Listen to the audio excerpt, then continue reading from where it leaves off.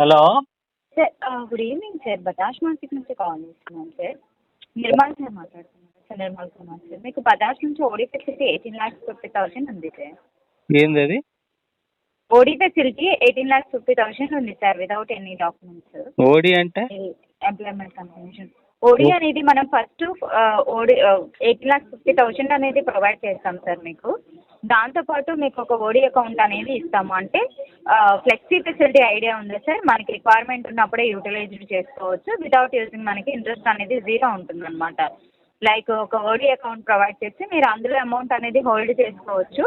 మీకు ఎప్పుడు రిక్వైర్మెంట్ ఉంటే అప్పుడే అమౌంట్ అనేది మీ అకౌంట్కి విత్డ్రాల్ పెట్టుకుంటే మనకి రిక్వైర్మెంట్ బేస్ చేసుకొని యూజ్ చేసుకున్న దానికి ఇంట్రెస్ట్ పే చేసుకోవచ్చు సార్. సో ఇందులో మనకి ఇంట్రెస్ట్ ఏంది మళ్ళీ? సార్ మామూలుగా మనము EMI interest plus principal amount pay చేస్తాం సార్. బట్ ఇక్కడ ఏంటంటే ఫస్ట్ 2 years వరకు ఓన్లీ ఇంట్రెస్ట్. మీరు ఎంత యూజ్ చేసుకున్నా దానికి ఇంట్రెస్ట్ మాత్రమే కట్టుకోవాలి. అసలు నేను అప్పు ఎందుకు తీసుకోవాలి? లోన్ కదా సార్ ఇది. అదే నేను ఎందుకు తీసుకోవాలి లోను? నేను మిమ్మల్ని తీసుకోమంటలేదు సార్, ఎలిజిబిలిటీ ఉందని చెప్తున్నాను సార్.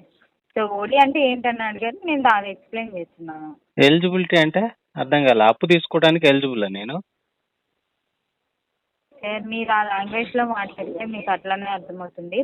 లోన్ బ్యాంక్ నుంచే ఆఫర్ ఉంది సార్. మీ సిబిల్ స్కోర్ బ్యాంక్ నుంచి దేనికి ఆఫర్ ఉంది నాకు? లోన్ తీసుకోవడానికి ఆఫర్ ఉంది సార్. బ్యాంక్ నుంచి నేను ఎందుకు అప్పు తీసుకోవాలని అంటున్నా. లోన్ ఎందుకు తీసుకోవాలి? సార్ అది మీ పర్సనల్ డిసిషన్ సార్. ఆఫర్ అయితే ఉంది, మీకు నచ్చితే తీసుకోండి, లేకపోతే లేదు సార్. నేను చేస్తున్నాను, నీడ్ ఉంటే తీసుకోండి సార్. ఎందుకు అప్పుల పాలు అయిపోమని చెప్పి ఇలా ఫోర్స్ చేస్తారు సార్? నేను ఫోర్స్ కాదు, అడిగాను. వద్దు అంటే అడుగుతారు. 10 సార్లు ఫోన్ చేసి అడిగితే ఇంట్లో ఉన్నోళ్ళు వింటారు. వాళ్ళు అప్పు చేసుకొని డబ్బులు తీసుకోమంటున్నారు, ఎందుకు తీసుకోవట్లేదు మీరు? ఫ్రిడ్జ్ నీళ్లు గారిపోతున్నాయి, టీవీ పాతది అయిపోయింది, వాళ్ళ ఇంట్లో ఇది చేశారు, వీళ్ళ ఇంట్లో ఇది చేశారు, లోన్ తీసుకోవచ్చు కదా, ఈఎంఐ కట్టొచ్చు కదా అడుగుతారు. మీరు ఇలాంటివన్నీ ఆఫర్లు చెప్తా ఉంటారు. మేము ఎక్కడ ఉన్నప్పుడు ఇంట్లో వాళ్ళు ఎత్తుతారు. ఇదేదో చెప్పారుగా లోన్ తీసుకోవచ్చుగా, నువ్వు డబ్బులు లేవంటున్నావు, ఇలాగే అంటారు. ఏం చేయాలి నేను? ఇలాంటివి కూడా చెప్పొద్దండి మీరు. పబ్లిక్ని పాడు చేయదు మీరు అప్పులు ఇస్తానని చెప్పి. అప్పు చేసి ఏం చేయాలి? మీకు రిక్వైర్మెంట్ లేదు కదా. నేను ఇక్కడ డిఎన్సీ మరి ఎందుకు చేస్తున్నారు మీరు?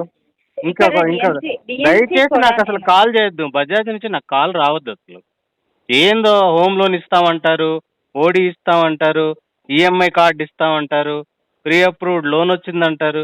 ఏం చేసుకోవాలి? ఈ అప్పులు కట్టాలి కదా, ఊరికి ఏమైనా ఇస్తారా? మీకు నచ్చింది కన్వీనియంట్ ఉంది, కన్వీనియంట్ లేకపోయినా మీరు చెప్పొద్దండి.